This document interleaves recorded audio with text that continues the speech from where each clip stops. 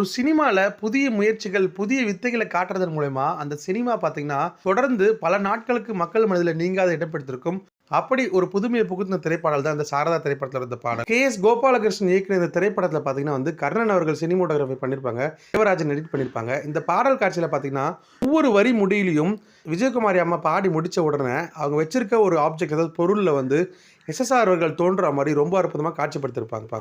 ஒருத்தி ஒருவனை நினைத்து விட்டால் அந்த உறவுக்கு பெயர் என்ன?